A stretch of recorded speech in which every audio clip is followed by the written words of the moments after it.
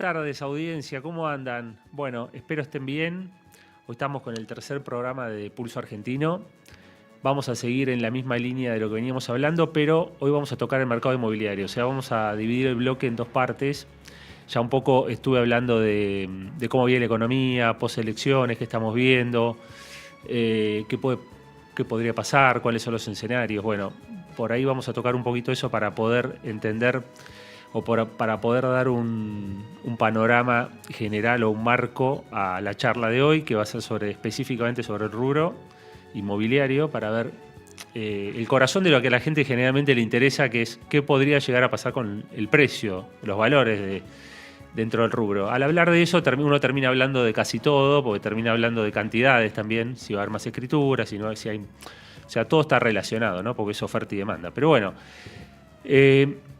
lo que vamos a hacer, vamos a pasar a la primer... ahí está. Vamos a ver un marco, como estábamos diciendo. El mercado depende primero de expectativas. Eso es en general para todos los mercados. Los mercados se mueven por expectativas. Y luego, una vez que las expectativas ya están colmadas o que esa parte del mercado ya fue descontado o que esa parte, digamos, en precio fue descontado, luego vienen los resultados. Y en base a los resultados, el mercado se vuelve a mover. Si los resultados convalidan las expectativas, digamos que debería, en teoría, salir empatado.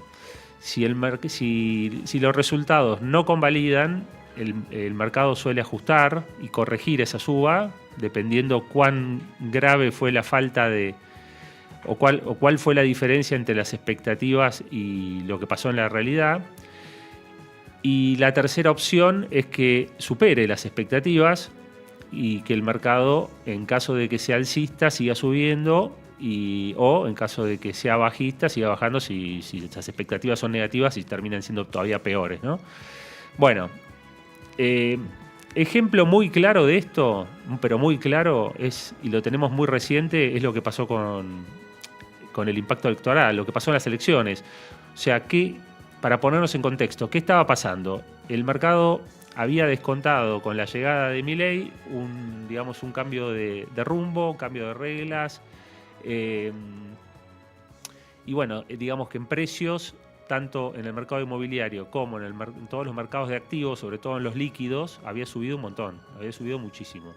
Entre 400 y 500% la bolsa, desde los mínimos. Y en el rubro inmobiliario había llegado a subir un 50% aproximadamente el valor de las propiedades en Capital Federal.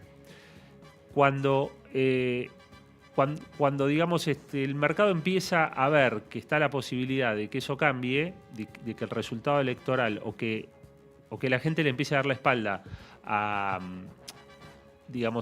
gobierno a través de las urnas o a través de no seguir apoyando el proceso, se genera un desbarranco total de los valores, como ajustando toda la suba anterior que yo había comentado recién y corrigiendo un 60% toda esa suba gigantesca. O sea, en el caso del Merval fue un 40%, bueno, en el caso de las propiedades, específicamente eso no pasó, después lo vamos a ver más en detalle cuando entremos a esto. Pero bueno, es un ejemplo perfecto. Después cuando vuelve a tener apoyo en las urnas y vuelve a sacar, o en todo caso lo que sucede es que el mercado demuestra que en realidad sigue apoyando al presidente y que lo que había hecho anteriormente era castigarlo o de alguna forma dejarle ver que el camino que quería era otro. Para mí fue una clara muestra a ver, ¿cómo lo puedo decir? De madurez de parte de la sociedad. Fue una clara muestra de madurez. Bueno, el problema central histórico... volvemos atrás. El problema central histórico de la economía argentina, no del mercado, de la economía argentina, ¿dónde radica? ¿Cuál es la raíz de todos los problemas que tuvimos en Argentina durante 80 años? Básicamente es el déficit fiscal. Desde ahí se desprenden un montón de cosas y un montón de políticas que son secundarias y que tienen que ver con esto, pero la madre de todos los problemas, sin ninguna duda, es el déficit fiscal. Entonces, yo creo que el presidente tiene muy claro que ese es el problema y que eso es lo que tiene que atacar y que eso es lo que tiene que solucionar. Y eso es lo que es innegociable. Por un montón de razones, porque si venís con una historia de 80 años en esto, tenés que claramente dejar claro que eso no es más negociable y que eso es lo que hay que cambiar y que tenés claro el diagnóstico.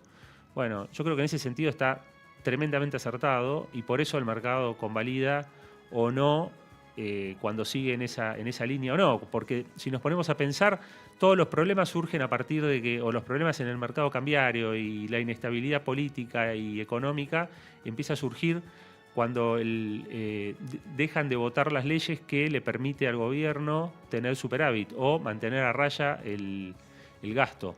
Entonces, ahí es donde se generan todas las dudas. Más allá de que quién va a manejar las cámaras o más allá de quién va a gobernar dentro de 2 años o no, yo estoy convencido, y creo que quedó claro, que lo que más penalizó al mercado o lo que más le preocupó al mercado es que nos volvamos atrás, como pasó siempre, con no mantener a raya el gasto. Sobre todo con un país que ya está quebrado en términos financieros. O sea, no es lo mismo comparar a Argentina hace 15 años, 20 años, 10 años, 2 años y hoy. No es lo mismo, nada es lo mismo. No vamos a entrar en eso porque no vamos a ir por las ramas, pero no es lo mismo. Estábamos en una situación terriblemente endeble y esa señal era la que necesitaba el mercado y la sociedad para tener un poco más de tranquilidad y empezar a ver que el rumbo era el correcto. Antes estábamos en un modelo de gasto improductivo. Básicamente, ese gasto improductivo era para financiar la política y un gasto que financiaba la corrupción, si querés ya yendo más al hueso, ¿no?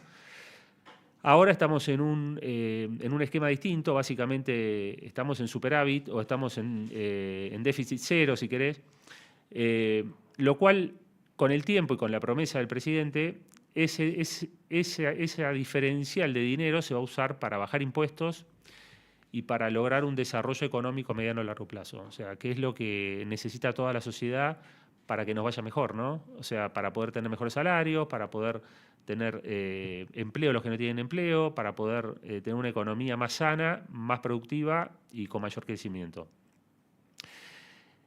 Dentro de todo esto juega un rol preponderante, sin ninguna duda, el Poder Judicial. Y el Poder Judicial es parte, lamentablemente, es parte de la política y de la casta. Está muy alineado y estuvieron durante años, por no decir décadas, en realidad décadas, o sea, desde que yo tengo uso, razón y memoria, yo tengo 55 años, así que desde que tengo uso, razón y memoria, el Poder Judicial estuvo entramadamente, fue carne y hueso con el poder político.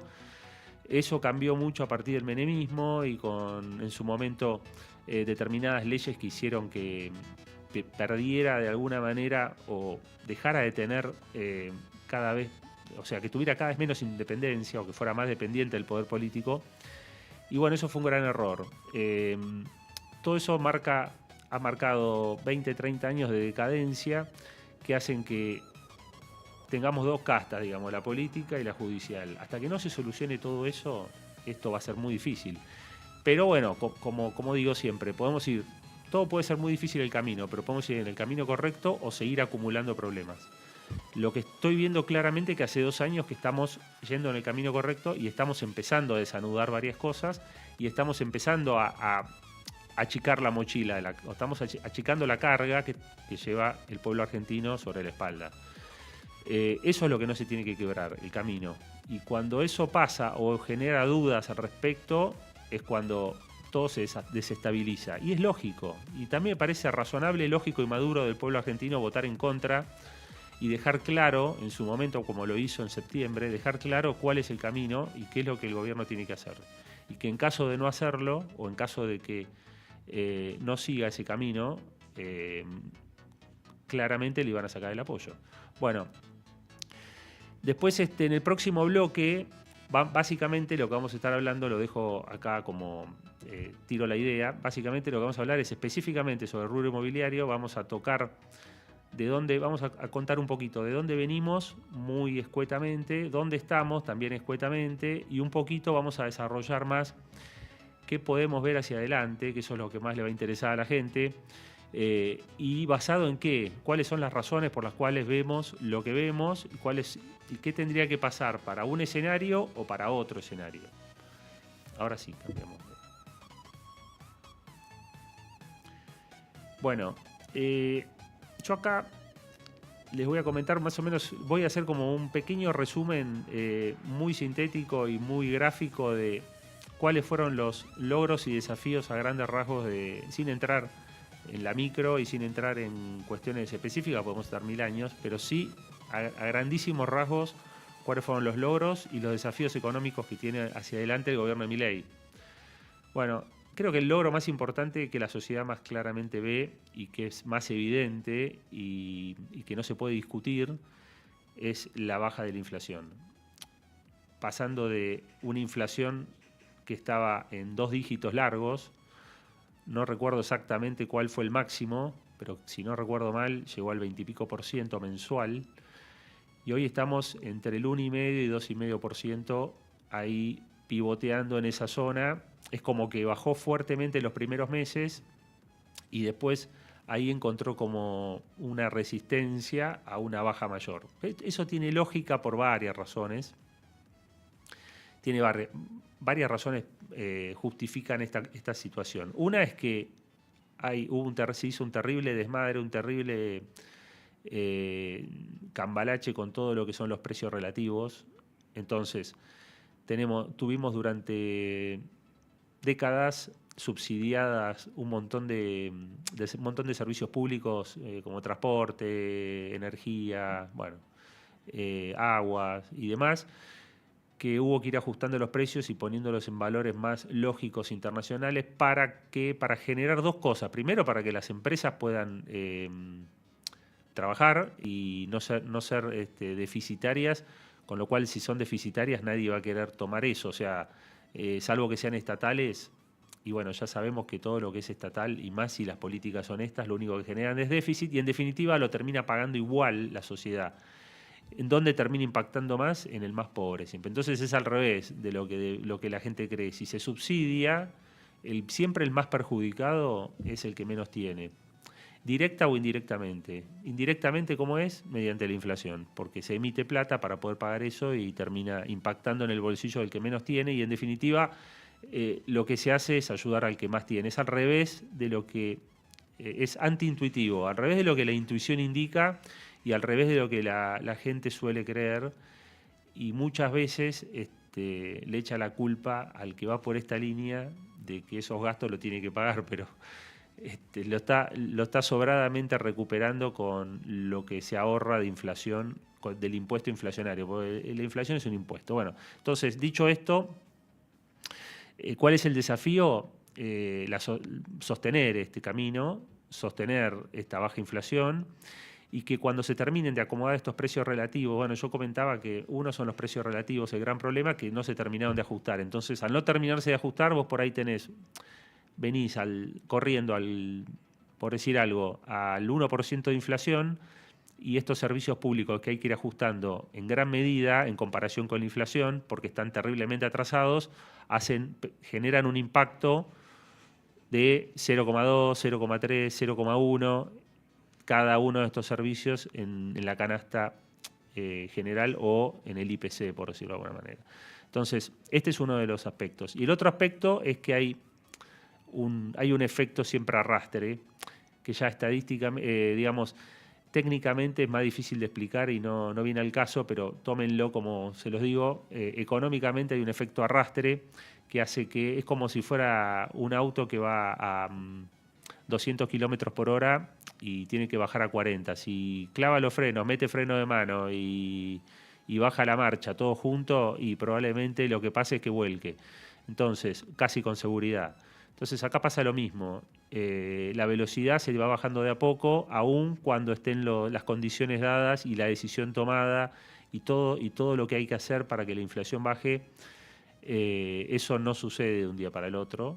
Sí puede pasar como pasó con este gobierno, que baje muy rápidamente la primera parte y después hay que ir ajustando otras cosas y dejando pasar un poco de tiempo para que estas cuestiones residuales se vayan limpiando. Después, con respecto a la cuestión fiscal, tenemos un superávit primario y ajuste del gasto. Ese es un gran logro del gobierno también. Bueno, estas son los dos grandes ítems que se ven muy claros y que yo creo que fue lo que la sociedad terminó apoyando en estas elecciones. Estas dos cuestiones son muy claras y se ven muy claramente, ¿no? Por ahí no impacta en el bolsillo de la gente y por ahí hasta haya muchísima gente que si se hiciera una encuesta no le importa y no le generan nada que le digas, y si le das una lista de prioridades te la va a poner en el lugar 20 o ni se le ocurre el déficit fiscal.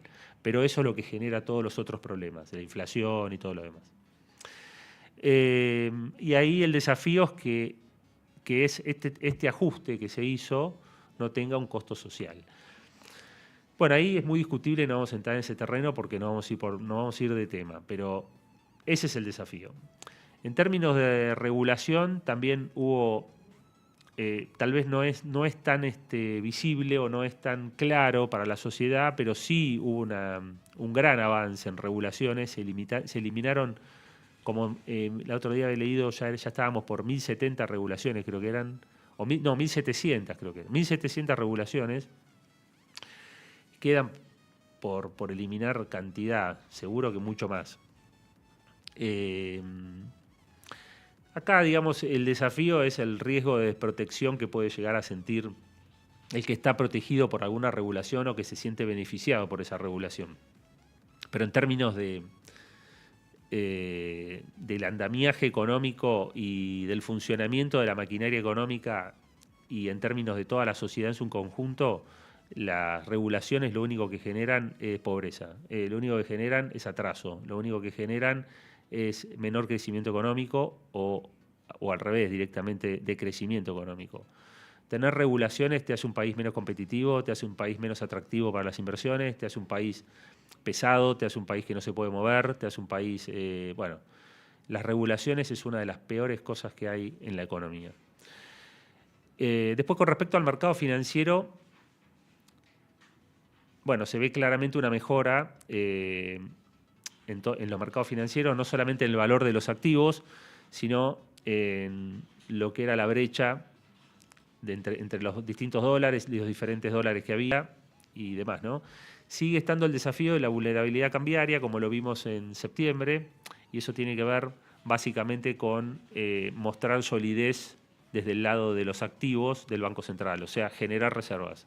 Generar reservas que le permitan al mercado estar tranquilo, que ante cualquier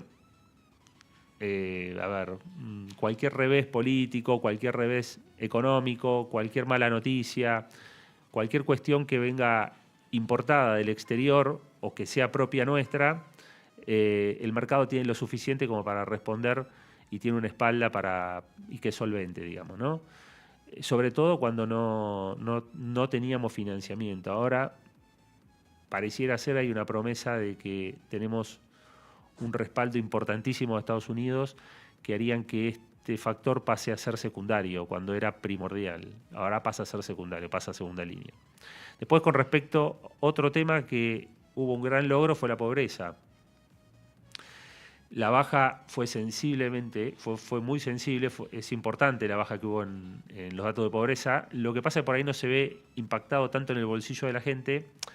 ¿Por qué? Porque también hubo un aumento en los costos, o si querés, en el nivel de vida, porque la primera parte del gobierno de Milei, el arrastre inflacionario fue importante, y esto se mide en dólares para medir en valores reales, y al medirlo en dólares y el dólar estar, digamos, de alguna manera, a pesar de que no le gusta al gobierno, atrasado a lo que es históricamente, y ahí es donde yo me pongo firme y bueno, yo sé que esto a algunos no les gusta, me lo van a discutir y demás, pero claramente en eso sí, creo que intuitivamente el argentino tiene claro que el dólar está atrasado, porque si somos uno de los países más caros del mundo para comer, para venir, para tomarte vacaciones, para lo que sea, comparado con el mundo, eso es un dato muy claro y muy, muy objetivo de que el tipo de cambio está atrasado. Además, si no fuera así, no tendrían ningún problema en dejarlo libre. Yo no coincido con que Lo único que no coincido es que no es tanto que no lo dejan libre por esa razón. Puede ser que el gobierno esté convencido que el tipo de cambio es el correcto, pero sí creo que en eso coincido con ellos, que lo hacen para mantener una cierta estabilidad económico-financiera en un país en que el valor del dólar es muy importante y puede generar inestabilidades, y creo que va por ese lado. Más allá de que por ahí digan una cosa y tras la cortina entre ellos piensen otra. Sí considero que el principal factor para de alguna manera poner bandas cambiarias es tratar de mantener cierta estabilidad, cierta previsibilidad y cierta tranquilidad en el mercado que haga que la maquinaria económica pueda funcionar, porque lo peor que hay para la economía, lo peor que hay para la economía, para los mercados, para todo lo que tiene que ver con el funcionamiento de un país en materia económica es la imprevisibilidad o la incertidumbre. Entonces, si uno tiene incertidumbre cambiaria, tiene incertidumbre de precios, esa es la peor incertidumbre, porque no podés, no comprás, no consumís, decís, bueno, si sube, por ahí consumís antes o no, dependiendo de qué es lo que quieras hacer, y eso es para el consumidor. Y para el productor lo mismo, porque no sabe cuál va a ser su precio de venta, ni su costo, ni nada. Entonces no quiere producir, y el que tiene que hacer negocios o poner una fábrica o quiere invertir en Argentina porque le interesa, dice, no, espero hasta que esté claro cuáles van a ser los números para poder hacer un estudio realista sobre si tengo posibilidades de ganar dinero o no, si va a ser una buena inversión o no y demás. Entonces, la incertidumbre mata al mercado, la incertidumbre mata a la economía. Y en ese sentido le doy la derecha al gobierno en generar un esquema de bandas que le dé por lo menos cierta certidumbre al mercado cambiario y por ende al dólar. Bueno, y después está el punto del crecimiento, que como logro se está viendo un crecimiento después de muchos años. A ver, es incipiente, hace muy poco que está este gobierno. Para poder hablar de crecimiento tendríamos que tener unos cuantos años adentro como para decir esto es sostenible, estamos en una buena etapa de crecimiento o por lo menos en un buen ciclo. Pero digamos, ya se está hablando de crecimiento del 5, 6, 7, 8%, entre el 5 y el 8% para el año que viene. ¿Por qué cambió tanto? ¿Por qué digo entre el 5 y el 8 o entre el 4? Porque con todo el ruido político y financiero y económico que hubo en estos últimos 2 meses o en los 2 meses anteriores a las elecciones, ahí se generó incertidumbre y se empezaron a bajar las expectativas de crecimiento para el año que viene. Yo creo que acomodado eso y como está la situación hoy, es justamente al revés. Creo que vamos a crecer más de lo previsto originalmente, porque todas esas cuestiones que eran antes dudas, ahora son certezas, ¿sí? Hoy tenemos certeza de que el gobierno puede pagar la deuda. Hoy tenemos certeza de que hay un prestador de última instancia, o por lo menos cuasi certeza. Hoy tenemos certeza de que el gobierno tiene apoyo político. Hoy tenemos certeza de que la inflación pareciera estar controlada. Hoy tenemos certeza de que hoy tienen manejo, digamos, para poder, o por lo menos tienen cintura política para poder manejar todo lo que hay que hacer para seguir haciendo las reformas que el gobierno quiere en línea con lo que se busca. Entonces, toda esta situación hace que sea muy diferente el panorama a lo que era hace 2 meses o 3 meses atrás. Y esto es lo que yo considero que va a hacer que el crecimiento va a ser muy bueno. Creo que va a estar entre el 7 y el 8% el año que viene. No va a dar para mucho más porque, bueno, claramente también en esto hay un efecto arrastre, ¿no? Y bueno, este efecto arrastre lo que hace es que por ahí, digamos, nos pone un tope o un techo para el crecimiento del año que viene. Bueno, dicho todo esto, dejamos entonces planteado el panorama para el segundo bloque. En el segundo bloque vamos a contar un poquito qué vemos específicamente del mercado inmobiliario, de dónde venimos. O sea, el título sería ¿de dónde venimos, dónde estamos y hacia dónde vamos? Eso sería lo que vamos a estar hablando en el próximo bloque. Así que nos vemos ahí.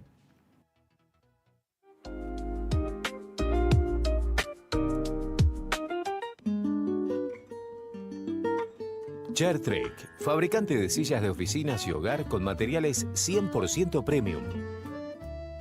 Servicios de reparación, restauración y retapizado a nuevo. Con Chairtrek, cada silla es más que una compra, es una garantía de confort, duración y estilo. Visita la tienda web en www.chairtrek.com.ar. Contactate al WhatsApp al 116-906-0606 o seguinos en Instagram, @ChairTrekArgentina. Chairtrek, elegí calidad y seguridad en tu inversión.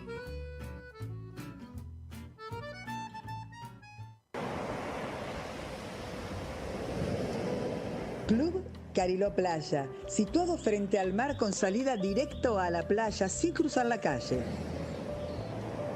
Departamentos totalmente equipados, con balcón, parrilla, piscinas climatizadas, cubiertas y descubiertas, gimnasio, spa, juegos para niños, estacionamiento cubierto, servicio de limpieza y en verano, servicio de playa y recreación.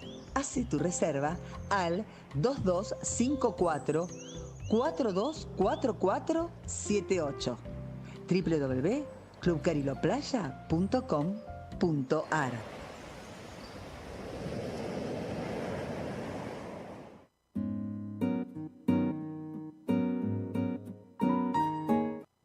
Somos Orden. Te ofrecemos el servicio ideal para que tu casa deje de ser un caos. Organizamos cada ambiente pensando en las necesidades de cada familia. Vivir en orden se puede. Comunícate con nosotros a nuestro Instagram, @SomosOrden.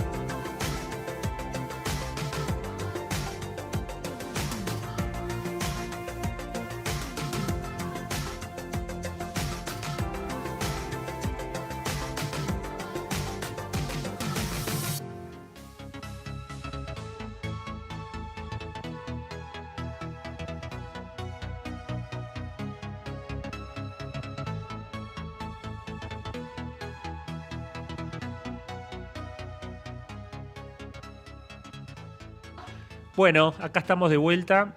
Ahora sí, como tenemos poco tiempo y siempre me pasa lo mismo, me quedo medio corto de tiempo, vamos a ir rápido antes que nada, les promociono y les cuento un poquito, a ver si me siguen en Somos MX+, @SomosMX+, eso tanto en Instagram, como en Twitter, como en Facebook, y en WhatsApp.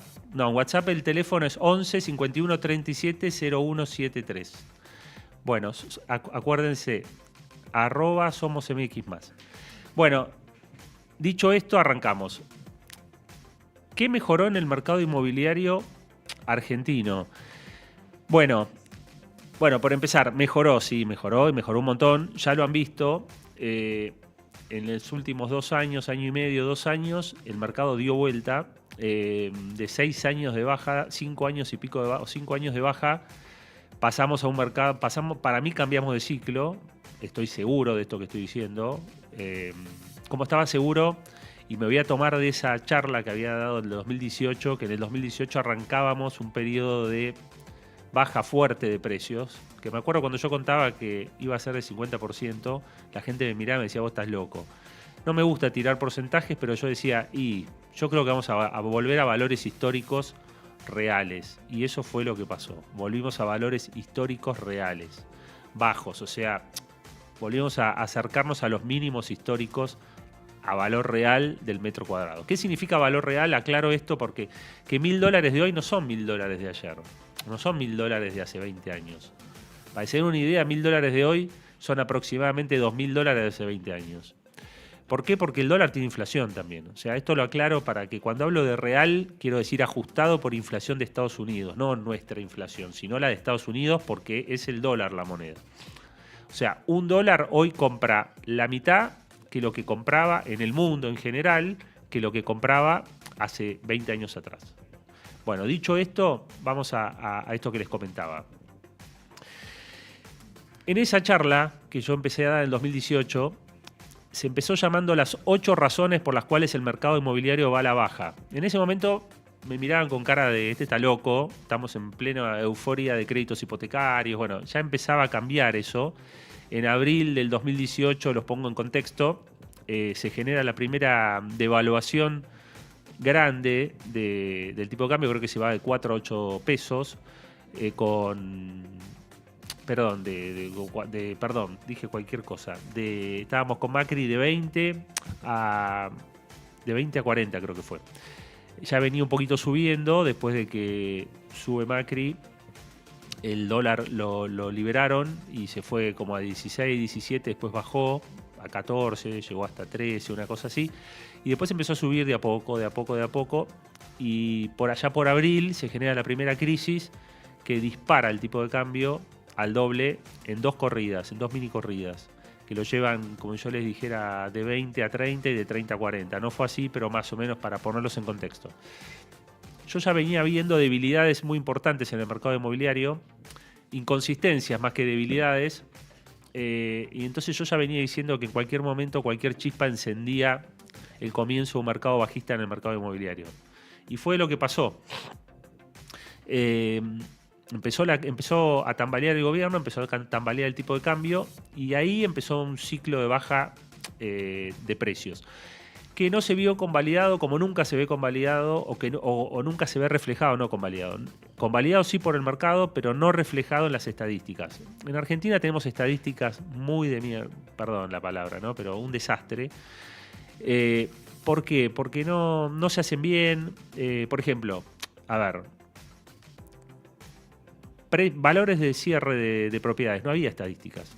¿Por qué? Porque digamos, las estadísticas que hay son del Colegio de Escribanos, y el Colegio de Escribanos te dice a cuánto se escrituró, y todo el mundo sabe que nadie escritura, o que la mayoría de la gente no escritura el valor real. Entonces esos valores no son los valores reales. Entonces los valores reales, ¿de dónde salen? Y de cada inmobiliaria. Y eso no se empezó a hacer hasta hace unos años, que lo empezaron a hacer una inmobiliaria conocida y, si no me equivoco, el SEMA.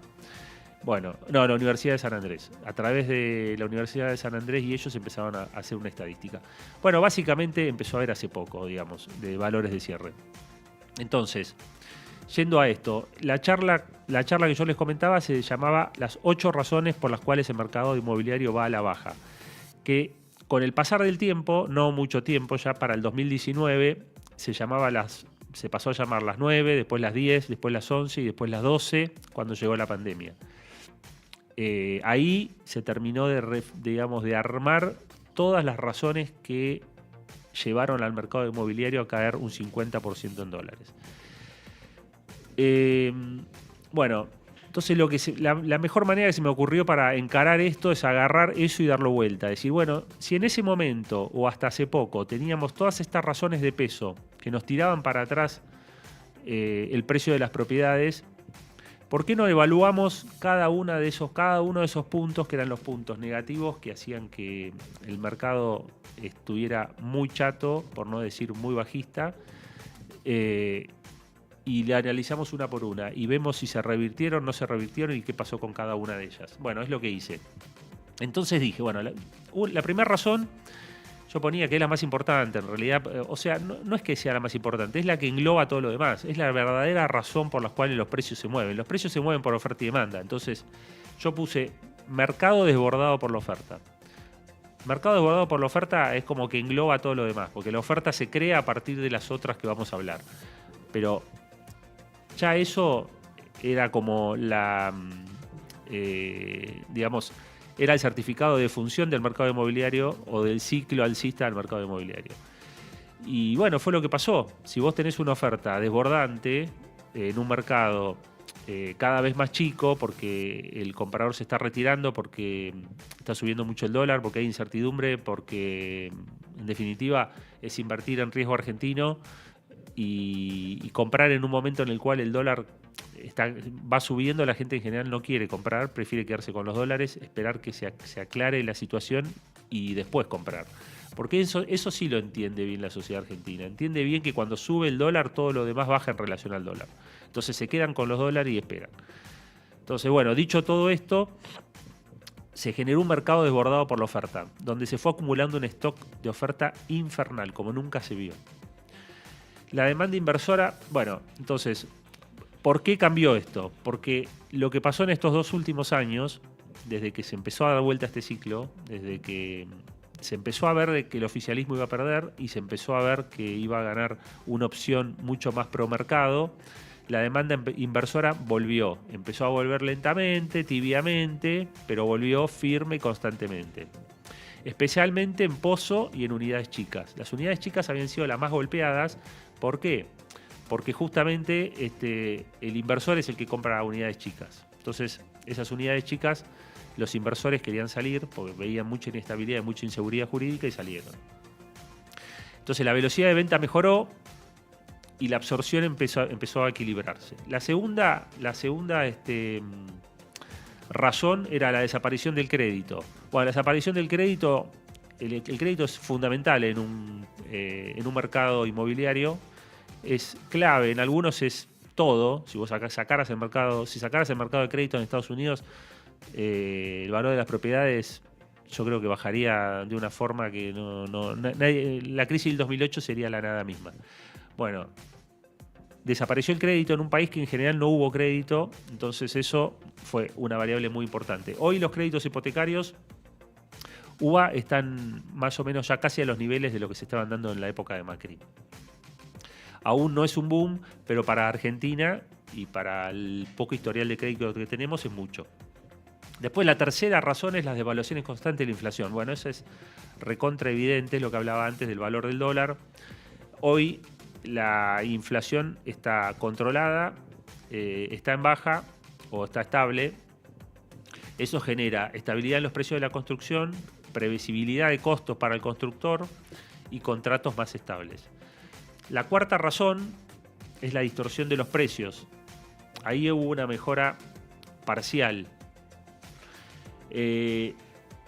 Distorsión de precios de publicación entre los precios de publicación y los de cierre.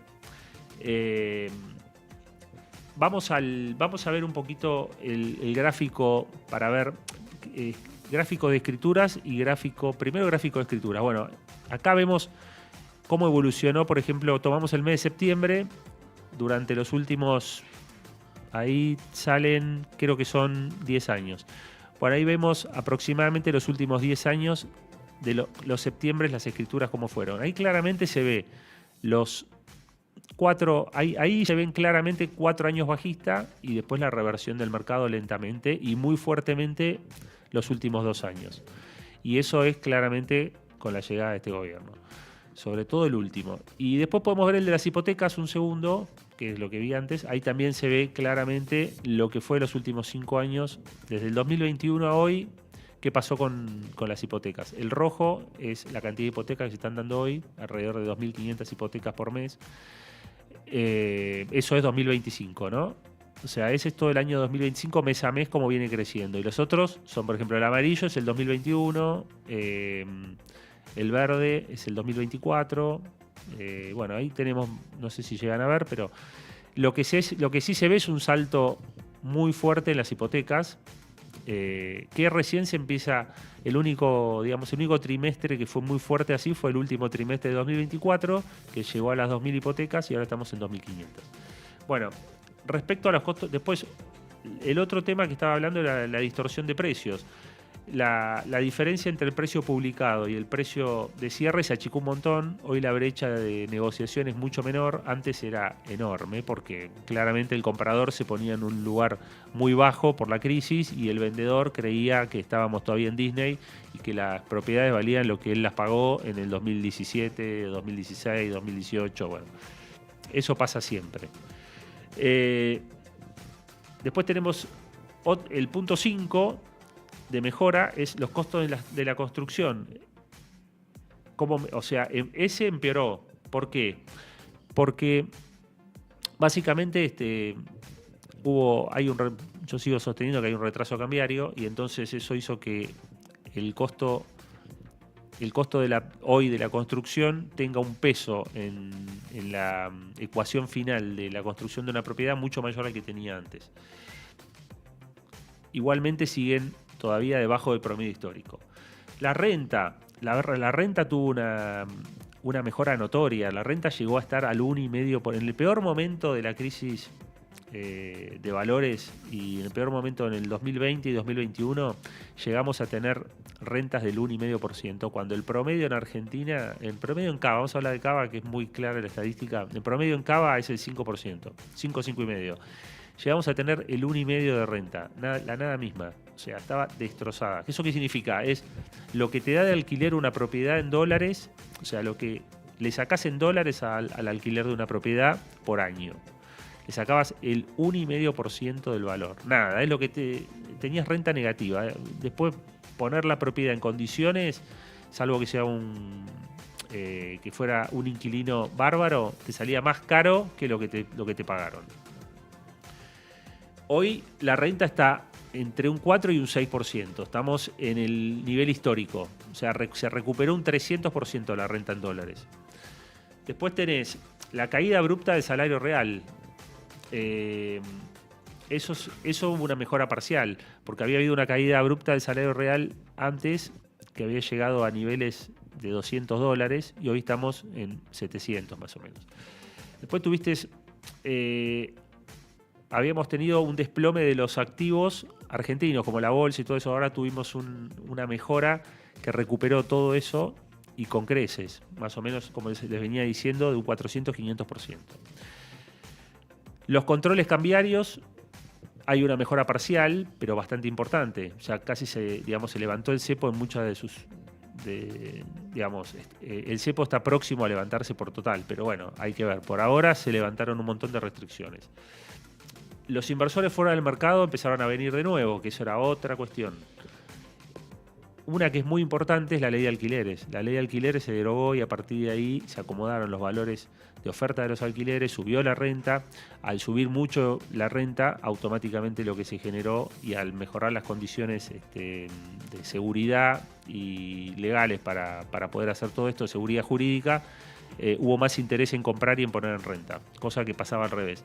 Y lo último es que los récords de permisos que hubo en el 2016-2017, permisos de obra que impactaban en el mercado en oferta creciente durante el 2020, 21, 22, eso ya pasamos esa etapa, que tenía que ver básicamente con las nuevas leyes que se crearon para poder construir. Así que básicamente la conclusión general de todo esto es que de los 12 factores que generaron la gran caída del mercado inmobiliario del 2018 a 2023, 7 mejoraron claramente, 4 mejoraron parcialmente, 1 solo empeoró, que fue el costo de la construcción. Entonces, el mercado actual tiene condiciones mucho más favorables y muestra señales claras de recuperación. Eso, para mí, esto es el comienzo, estoy convencido que es el comienzo de un gran ciclo alcista del mercado inmobiliario. Para mí, acá, este es ya cerrando un poco la idea, yo veo acá a largo plazo, si esto no se aborta, si seguimos con estas políticas y seguimos, digamos, mejorando lo que queda pendiente, seguimos con, digamos, las cosas que quedan ahora por cambiar, tienen que ver con desregular, seguir desregulando más, mejorar, hacer las reformas tributarias, hacer la reforma laboral, hacer la reforma previsional. Si seguimos en esa línea, si levantamos el cepo por completo, si seguimos estimulando la inversión, si seguimos mejorando la seguridad jurídica, si seguimos por ese camino, yo no tengo ninguna duda que vamos a tener un mega ciclo inmobiliario como nunca vimos. Las propiedades en Argentina en este contexto están muy baratas, como cualquier activo argentino, inclusive la bolsa, que subió un montón. Bueno, dicho todo esto, aprovecho para ir despidiéndonos, sin antes dejar de mencionar que ahora viene Cine Fanáticos, y bueno, cinéfilos, no se lo pierdan. A los que les gusta el cine, es un programa que tienen que ver. Y bueno, aprovechamos para despedirnos. Acuérdense, @somosx+ en todas las redes, ¿sí? Síganme y pulso.argentino, el del programa, Pulso Argentino. Síganos a nosotros, que necesitamos que confíen en nosotros y nos sigan viendo. Bueno, les mando un gran abrazo y si les gusta esto, denme like, síganme, bueno, todo lo que se puede hacer para apoyar el programa. Les mando un saludo y hasta el miércoles que viene.